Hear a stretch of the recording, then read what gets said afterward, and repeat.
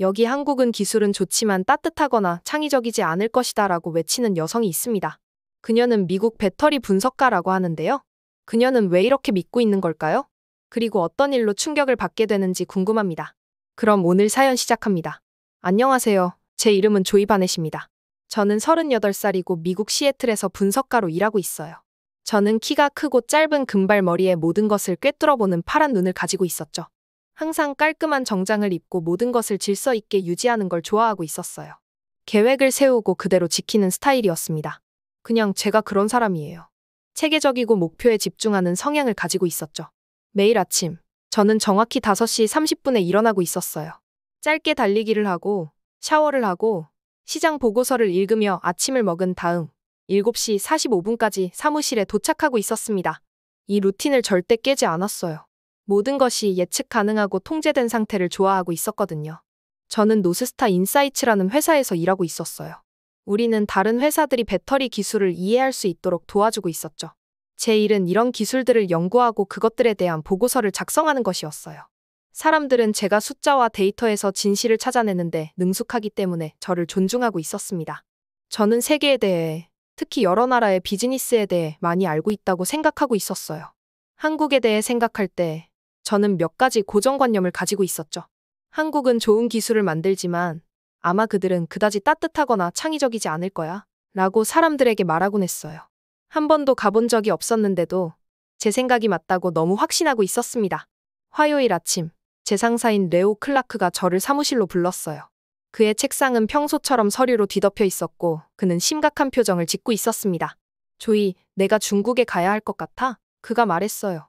거기 배터리 산업이 빠르게 성장하고 있어서 우리 고객들이 무슨 일이 일어나고 있는지 알고 싶어 해. 상하이에 있는 그들의 최신이자 가장 큰 공장을 방문하게 될 거야. 저는 흥분을 느꼈어요. 이런 큰 임무가 제가 좋아하는 종류였거든요. 언제 출발하나요? 제가 물었어요. 3일 후에 레오가 말했어요. 그리고 그는 덧붙였죠. 중국 다음에는 솔라 K라는 회사에 있는 우리 한국 파트너들도 방문했으면 해. 두 운영을 비교해봤으면 해. 저는 약간 찡그렸어요. 그게 정말 필요한가요? 모든 성장은 중국에서 일어나고 있잖아요. 한국은 그냥 그들의 리드를 따라가고 있을 뿐이지 않나요? 레오는 저를 주의 깊게 바라보고 있었어요. 조이, 넌 뛰어난 분석가야. 하지만 가끔은 내가 더 큰 그림을 놓치고 있는 것 같아. 이건 단지 누가 더 많은 배터리를 만드느냐의 문제가 아니야.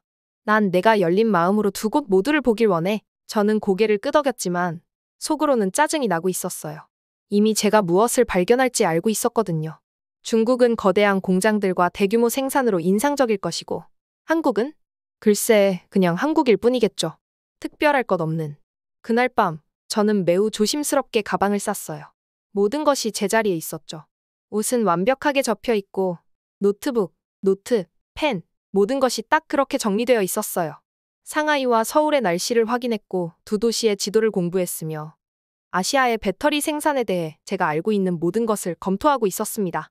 제가 알지 못했던 것은 이 여행이 제가 알고 있다고 생각했던 모든 것을 바꿀 것이라는 점이었어요. 다음 날 아침, 저는 큰 여행 전에 항상 그랬듯이 어머니께 전화를 걸었어요. 아시아에서 2주라니? 그녀가 말했어요. 신나겠구나? 일이에요, 엄마. 저는 그녀에게 상기시켰어요. 중국은 흥미로울 거예요. 세계에서 가장 큰 배터리 공장들을 짓고 있으니까요. 한국은 그냥 옆길로 들르는 정도일 뿐이에요. 너무 성급하게 판단하지 마. 그녀가 말했어요. 놀랄지도 몰라. 저는 웃었어요. 엄마, 저는 직업적으로 기술을 분석해요. 뭘 기대해야 할지 알고 있어요. 제가 얼마나 틀렸던지, 얼마나 완전히 틀렸던지요. 상하이로 가는 비행기에서 저는 메모를 한 번 더 검토하고 있었어요. 중국 배터리 생산에 대한 모든 사실과 수치를 가지고 있었죠. 어떤 질문을 해야 할지 정확히 알고 있었어요. 완전히 준비된 느낌이었습니다. 승무원이 상하이 하강을 발표했어요. 창밖을 내다보니 수많은 고층 건물들이 안개 속으로 사라지는 광활한 도시가 보이고 있었어요. 제 심장이 더 빠르게 뛰고 있었습니다. 이것이 제가 제 일을 사랑하는 이유였어요. 혁신의 중심지를 직접 보고 다른 사람들이 가지지 못한 데이터를 수집하는 것. 착륙 준비를 해주세요. 승무원이 말했어요. 저는 노트북을 닫고 펜을 치웠어요. 저는 준비가 되어 있었어요. 적어도 그렇게 생각했죠. 아래에서 기다리고 있는 것에 대해. 하지만 앞으로 2주 동안 제가 발견하게 될 것 또는 그것이 제가 믿었던 모든 것에 어떻게 도전할지에 대해서는 아무것도 저를 준비시킬 수 없었을 거예요. 비행기는 부드러운 충격과 함께 착륙했어요. 제 여정은 시작되었지만 그것이 저를 정말로 어디로 데려갈지 저는 아무 생각도 없었습니다. 상하이에서 비행기에서 내렸을 때 뜨겁고 끈적한 공기가 벽처럼 저를 때렸어요. 시애틀의 시원한 바람과는 정말 달랐죠. 공항으로 걸어가는 동안 제 셔츠는 이미 등에 축축하게 달라붙고 있었어요. 출구 근처에 제 이름이 적힌 팻말을 든 남자가 서 있었어요. 그는 저보다 키가 작았고 반듯하게 뒤로 넘긴 광택 나는 검은 머리를 하고 있었죠. 그의 얼굴은 진지했고 빠르고 날카로운 눈으로 한 번에 모든 것을 살피는 것 같았어요. 바네 씨? 저는 리우 제니라고 하고 체류 기간 동안 당신의 가이드가 될 사람입니다. 그가 조심스러운 영어로 말했어요. 그는 작게 고개를 숙이고 제 가방에 손을 뻗었죠. 차가 기다리고 있습니다. 따라오세요. 리우는 붐비는 공항을 빠르게 움직이고 있었어요. 저는 따라가기 위해 빨리 걸어야 했죠. 차 안에서 그는 제 일정이 담긴 폴더를 건네주었어요. 당신의 방문은 세심하게 계획되었습니다. 그가 말했어요. 중국에서 가장 좋은 배터리 공장을 볼 거예요. 아주 인상적인 수치들이죠. 저는 폴더를 열고 찡그렸어요. 일정의 많은 부분이 두꺼운 마커로 검게 칠해져 있었거든요. 그 활동들이 무엇인지 볼 수 없었어요. 이 빈 공간들은 뭐죠? 제가 물었어요. 중요하지 않습니다. 리우가 빠르게 말했어요. 그리고 말씀드려야 할 것이 있는데 공장 내부에서는 사진 촬영이 금지되어 있습니다. 자세한 메모도 안 됩니다. 모든 정보는 당신이 중국을 떠나기 전에 확인되어야 합니다. 저는 자리에서 똑바로 앉았어요. 그건 우리가 합의한 내용이 아니에요. 저는 제 보고서를 위해 사진과 메모를 찍어야 해요. 리우의 미소는 그의 눈까지 닿지 않았어요. 보안 규칙입니다. 아주 중요하죠. 제 결정이 아닙니다. 제 위가 긴장되었어요. 적절한 문서 없이 어떻게 정확한 보고서를 쓸 수 있을까요? 이것이 제 첫 번째 큰 문제였고 저는 방금 도착했을 뿐이었죠. 다음 날 아침 우리는 거대한 공장으로 갔어요. 그곳은 정말 거대했어요. 축구장 5개를 합친 것보다 더 컸죠. 파란 유니폼을 입은 작업자들이 거대한 기계들 사이를 빠르게 움직이고 있었어요. 소음은 믿을 수 없었어요. 쇠 부딪히는 소리, 윙윙거리는 소리, 그리고 지게차가 후진할 때 나는 끊임없는 경고음. 리우는 저에게 공장 매니저인 천허를 소개했어요. 그는 환한 미소를 짓고 있는 둥근 얼굴의 남자였고 영어를 잘했죠. 환영합니다, 바네 씨. 우리는 우리의 생산 수치에 매우 자랑스러워합니다. 세계 최고죠. 그가 말하며 저를 기계줄 사이로 인도하고 있었어요. 걸어가면서 저는 걱정되는 것들을 발견했어요. 기계 사이의 통로가 매우 좁았고 일부 작업자들은 화학물질을 다룰 때 보안경이나 장갑을 착용하지 않고 있었어요. 공기에서는 이상한 냄새가 나고 있었어요. 제 눈을 따갑게 하는 날카로운 화학물질 냄새였죠. 환기 문제가 있나요? 제가 물었어요. 천장을 가리키며 보니 환기구가 거의 보이지 않았거든요. 천원은 손을 무시하듯 흔들었어요. 문제 없습니다. 모든 작업자는 고용될 때 교육을 받습니다. 저는 배터리 셀을 조립하면서 손이 약간 떨리고 있는 젊은 작업자를 발견했어요. 천허와 리우가 보고 있지 않을 때 저는 그에게 더 가까이 다가갔어요. 괜찮으세요? 제가 조용히 물었어요. 작업자는 속삭이기 전에 긴장하며 감독관들을 힐끗 보았어요. 장비가 불편해요. 하루 종일 착용하기 힘들어요. 그가 더 말하기 전에 감독관이 나타나서 그를 다른 위치로 옮겼어요. 리우가 갑자기 제 옆에 와서 저를 다른 곳으로 안내하고 있었어요. 그날 밤 호텔 레스토랑에서 저는 혼자 앉아 제한된 제 메모를 검토하고 있었어요. 한 남자가 조심스럽게 제 테이블에 다가왔는데 누군가 그를 볼까봐 걱정하는 것처럼 주위를 둘러보고 있었죠. 함께해도 될까요? 그가 낮은 목소리로 물었어요. 제 대답을 기다리지 않고 그는 앉았어요. 그의 이름표는 그가 공장의 엔지니어인 천유라고 알려주고 있었어요. 오늘 당신이 질문하는 것을 봤어요. 그가 냅킨을 만지작거리며 말했어요. 방문객들에게 보여주지 않는 것들을 알려드려야 할 것 같았어요. 그는 조심스럽게 작은 USB 드라이브를 테이블 위로 미끄러뜨렸어요. 월간 사고 보고서예요. 그가 속삭였어요. 매달 한두 번의 폭발이 있어요. 항상 내부적으로 처리되고 외부에 보고되지 않아요. 제 눈이 커졌어요. 폭발이요? 작업자들이 다치나요? 천유는 약간 고개를 끄덕였어요.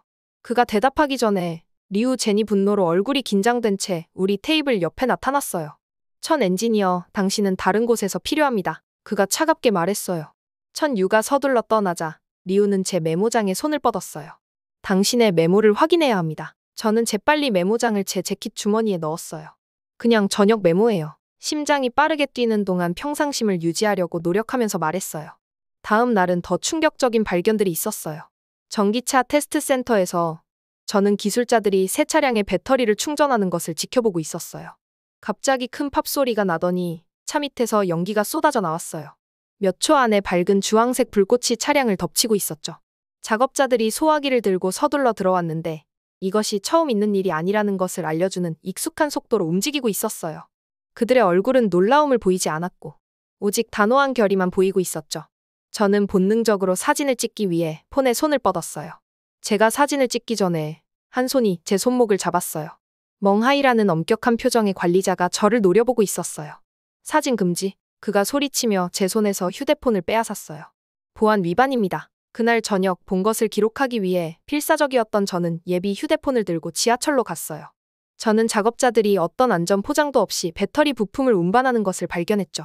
조심스럽게 몇 장의 사진을 찍었어요. 거의 즉시 2명의 경찰관이 저에게 다가왔어요. 그들은 제 휴대폰을 가리키며 제게 따라오라고 손짓하면서 심각한 표정을 짓고 있었어요. 제 심장이 가슴속에서 쿵쾅거리고 있었어요. 제가 체포될까요? 바로 그때 지하철 근무자 유니폼을 입은 중년 남성이 앞으로 나섰어요. 그는 제 키 정도의 검은 안경을 쓰고 있었고 친절한 얼굴을 하고 있었어요. 실례합니다. 그가 중국어로 경찰관들에게 말했어요. 빠른 대화 후 경찰관들은 제게 마지막으로 엄한 시선을 한 번 더 주고 걸어갔어요. 그들은 당신이 제한 구역을 사진 찍었다고 합니다. 그 남자가 조심스러운 영어로 설명했어요. 제가 당신이 길 잃은 관광객이라고 말했어요. 그들은 경고만 주었어요. 감사합니다. 제가 말했어요. 안도감이 저를 휩쓸고 있었어요. 당신이 도와주지 않았다면 어떻게 됐을지 모르겠어요. 저는 가오펑입니다. 그가 손을 내밀며 말했어요. 정부는 나쁜 사진이 중국을 떠나는 것을 원하지 않아요. 이곳의 모든 곳이 이렇게 나쁜 것은 아닙니다. 일부 회사들은 아주 좋고 아주 안전해요. 그는 긴장하며 주위를 둘러보았어요. 조심하세요.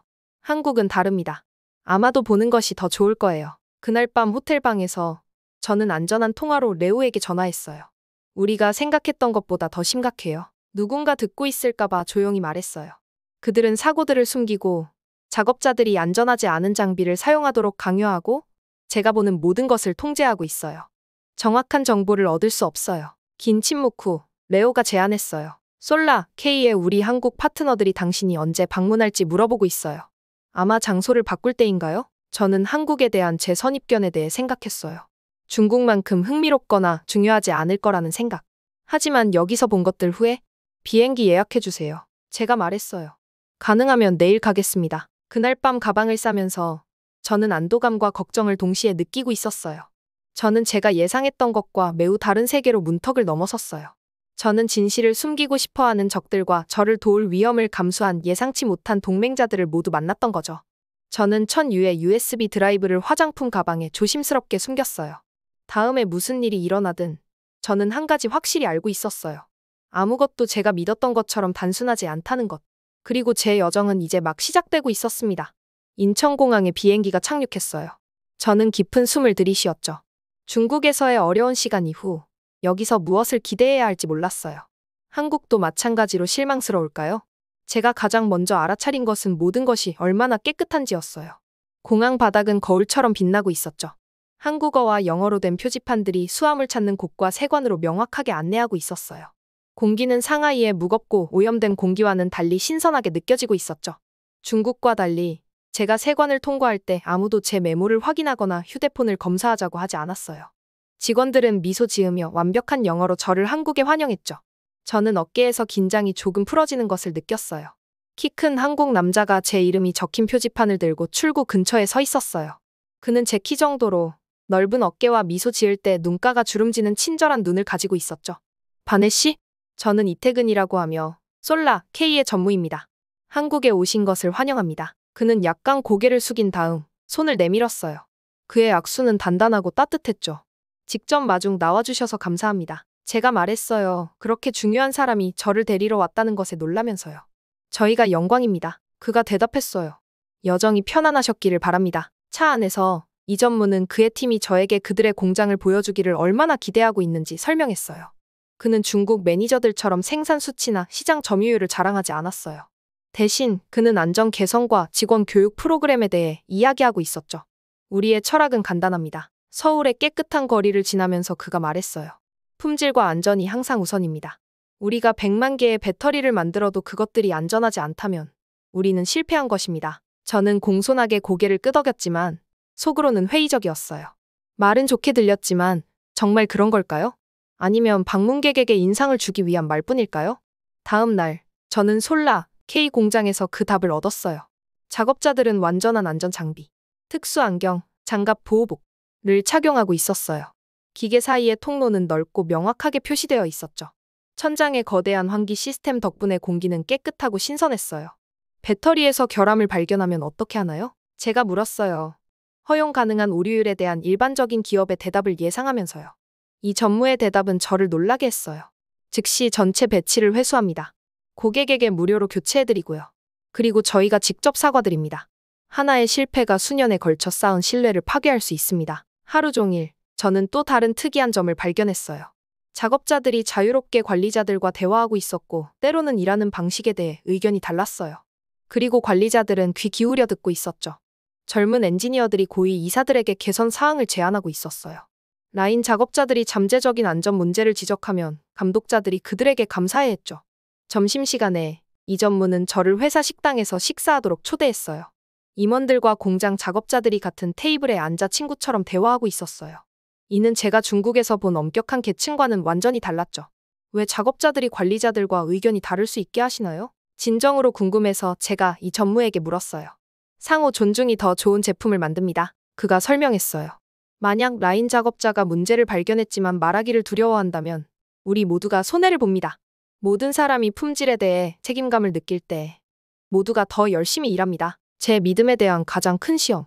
크리스토퍼 보글러가 실현이라고 부를 만한 것은 다음 날 배터리 기술 세미나에서 왔어요. 중국과 한국 모두에서 발표자들이 연설할 예정이었죠. 중국 발표자인 루펑이 먼저 말했어요. 그의 발표는 전적으로 얼마나 많은 배터리를 생산했는지, 얼마나 빨리 만들 수 있는지에 초점을 맞추고 있었어요. 누군가 안전 테스트에 대해 물었을 때 그는 빠르게 주제를 바꿔 정부 지원과 확장 계획에 대해 이야기했죠. 그 다음 최은설이 무대에 올랐어요. 그녀는 포니테일로 묶은 긴 검은 머리를 한 40대의 한국 여성이었어요. 그녀는 화려한 정장 대신 단순한 실험복을 입고 있었죠. 그녀의 목소리는 조용했지만 당당했어요. 안전 없는 배터리 기술은 혁신이 아닙니다. 그녀가 시작했어요. 그것은 앞으로 나아가는 것이 아니라 뒤로 가는 것입니다. 그녀는 배터리 실패에 대한 상세한 사례, 연구를 보여주었어요. 한국 제품의 실패도 포함해서요. 그녀는 아무것도 숨기지 않고 정확히 무엇이 잘못되었는지 그리고 어떻게 그것을 고쳤는지 설명하고 있었어요. 누군가 이윤율에 대해 물었을 때 그녀의 대답은 저를 생각하게 만들었어요. 이유는 신뢰에서 옵니다. 신뢰는 정직에서 옵니다. 우리는 빠른 돈을 위해서가 아니라 수십 년 동안의 관계를 구축합니다. 저는 고개를 끄덕이고 있었어요. 처음으로 저는 숫자와 생산 통계를 넘어 더 깊고 더 중요한 무언가를 보고 있었어요. 그날 오후 늦게 우리는 서울의 스마트 시티 컨트롤 센터를 방문했어요. 여기서 운영자들이 도시 전체의 교통, 공기질, 에너지 사용을 모니터링하고 있었어요. 그들은 시민들에게 혜택을 주기 위해 실시간으로 조정하고 있었죠. 우리는 종이 위에서 우리의 숫자를 더 좋게 보이게 만들 수 있어요. 프로젝트 이사가 저에게 말했어요. 하지만 시민들이 우리 데이터를 신뢰하지 않는 순간 전체 시스템이 실패합니다. 배터리 재활용 센터에서 저는 인공지능 시스템이 사용된 배터리를 분석하고 그 안에 있는 귀중한 금속들을 거의 모두 회수하는 것을 놀라움으로 지켜보고 있었어요. 우리는 물건을 한번 사용하고 버리지 않아요. 제 가이드가 설명했어요.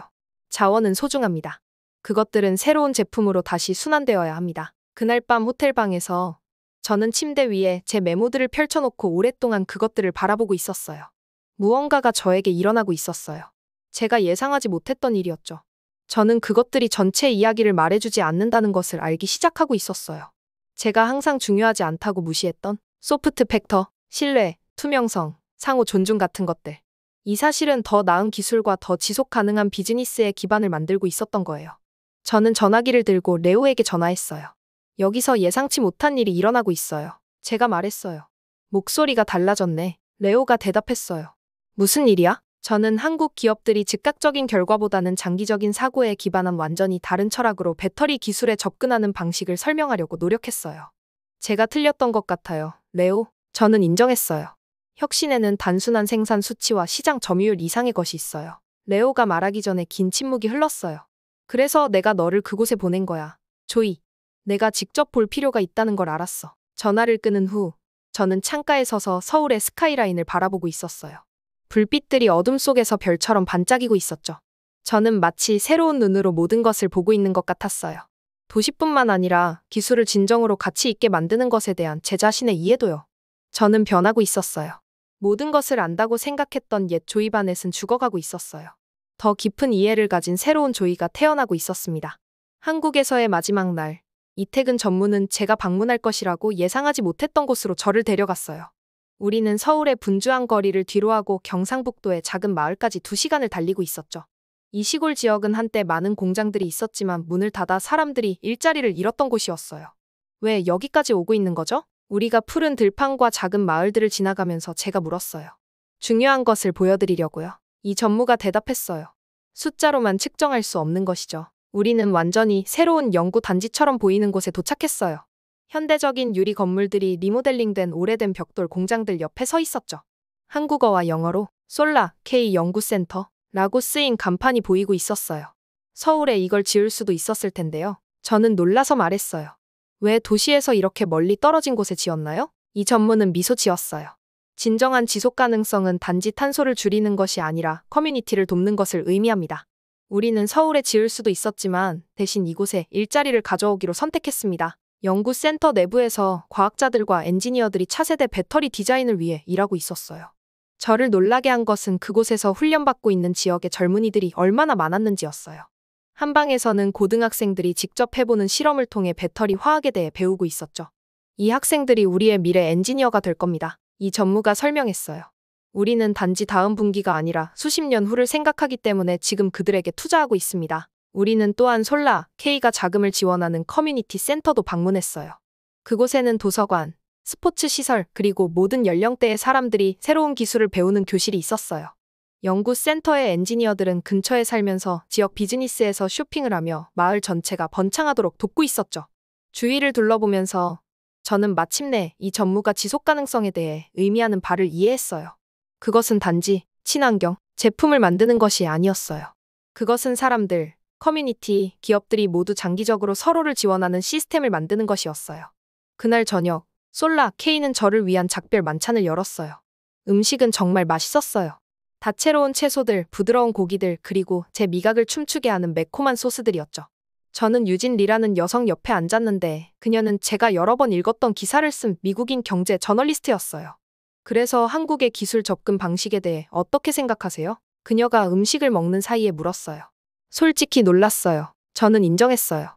저는 어떤 것들이 어떨지에 대한 특정 생각을 가지고 이곳에 왔는데 완전히 틀렸더라고요. 유진은 고개를 끄덕였어요.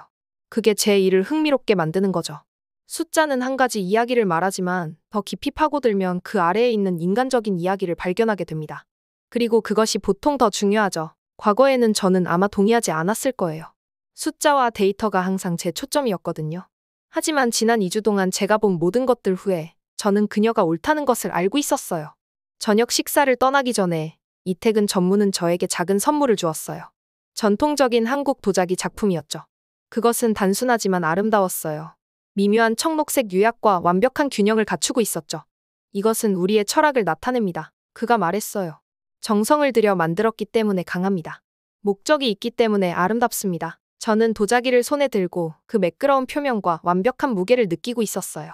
놀랍게도 저는 눈물이 맺히는 것을 느꼈어요. 이 작은 물건은 제가 배운 모든 것을 어떻게든 담아내고 있었어요. 한국의 기술적 성공 뒤에는 더 깊은 무언가가 있다는 것, 사람에 대한 존중, 품질에 대한 헌신, 그리고 당장의 이익을 넘어 생각하는 것이었죠. 다음 날 아침, 저는 시애틀로 돌아가는 비행기에 탔어요. 비행기가 구름 속으로 올라가면서 저는 아래로 사라지는 한국을 내려다보고 있었어요. 저는 제 일상적인 세계로 돌아가고 있었지만 2주 전에 떠났던 그 사람과 같은 사람이 아니었어요. 긴 비행 동안 저는 제 보고서를 작성하고 있었어요. 옛 조이 바넷이라면 생산 통계, 비용 비교, 시장 점유율 예측으로 가득 채웠을 거예요. 하지만 새로운 조이는 이것만으로는 충분하지 않다는 것을 알고 있었어요. 저는 2개의 별도 보고서를 만들었어요. 첫 번째는 모든 일반적인 숫자와 데이터를 포함하고 있었죠. 두 번째는 다른 이야기를 말했어요.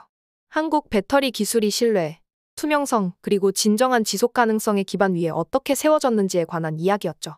마침내 시애틀에 도착했을 때 저는 시차 적응에도 불구하고 곧바로 사무실로 갔어요. 레오는 제가 비행 직후 그렇게 빨리 온 것에 놀란 표정이었어요. 내일까지 기다릴 수 없었어? 그가 물었어요. 이건 기다릴 수 없었어요. 저는 두 보고서를 그의 책상에 올려놓으며 말했어요. 당신이 이것을 바로 보길 원했어요. 레오는 눈썹을 치켜 올렸어요. 보고서가 두 개야? 첫 번째는 모든 표준 분석이 있어요. 생산 능력, 비용, 시장 포지셔닝, 제가 설명했어요. 두 번째는 제가 정말로 우리 고객들이 먼저 읽어야 한다고 생각하는 거예요. 레오는 두 번째 보고서를 들고 읽기 시작했어요. 그의 표정이 호기심에서 진짜 관심으로 바뀌었어요. 이건 내 평소 작업과는 다르네. 그가 몇 분 후에 말했어요. 제가 달라졌기 때문이에요. 저는 대답했어요. 한국에서 본 것이 제가 기술과 비즈니스에 대해 생각하는 방식을 바꿨어요. 하지만 우리 고객들은 비용과 생산 수치에 대해 알고 싶어 해. 레오가 저에게 상기시켰어요. 그들이 이런 문화적 요소들에 신경 쓸까? 저는 전에 느끼지 못했던 자신감으로 미소 지었어요. 장기적으로 성공하고 싶다면 신경 써야 해요. 이 철학을 이해하는 회사들은 단지 배터리를 만드는 것이 아니라 미래를 구축하고 있는 거예요. 그 후 몇 주 동안 저는 작지만 중요한 방식으로 변하고 있었어요. 저는 여전히 데이터와 분석을 좋아했지만 이제는 숫자 너머로 그것들의 의미를 부여하는 인간적인 이야기를 찾아보고 있었어요. 저는 단지 그들로부터 정보를 추출하는 것이 아니라 제 연락처들과 관계를 구축했어요. 가장 놀랍게도 저는 공유된 가치에 기반한 한국 기업들과 더 깊은 파트너십을 형성하도록 우리 회사를 옹호하기 시작했어요. 이 전무가 준 도자기는 지금 제 책상 위에 있어요. 그것을 볼 때마다 저는 제 여정과 그것이 저를 어떻게 변화시켰는지를 상기하게 돼요. 제가 한때 한국의 약점이라고 생각했던 것, 사람과 관계에 대한 집중. 이제 저는 그것이 한국의 가장 큰 강점이라는 것을 이해하고 있어요. 제 영웅의 여정은 완전한 원을 그렸어요. 저는 새로운 이해를 가지고 제 일상적인 세계로 돌아왔어요. 진정한 혁신은 단지 효율성과 규모에서 오는 것이 아니라 투명성, 신뢰, 상호 존중과 같은 인간적 가치에서 온다는 것을요. 때로는 가장 위대한 발견은 우리가 우리의 가장 깊은 가정에 도전할 만큼 용감할 때 일어나요. 제 여정은 가장 예상치 못한 방식으로 저에게 그 교훈을 가르쳐 주었어요. 그리고 그것에 대해 저는 항상 감사할 거예요. 여하튼 사연을 보내주신 조이반의 님에게 감사드립니다. 네, 그럼 오늘 사연 어떻게 들으셨나요? 오늘 사연이 재미있으셨다면 좋아요와 댓글 부탁드려요. 지금까지 저는 사연 읽어드리는 감동사연의 왜 정인아였습니다. 끝까지 시청해주신 모든 분들 고맙습니다. 더 좋은 영상으로 다시 찾아뵐게요. 감사합니다.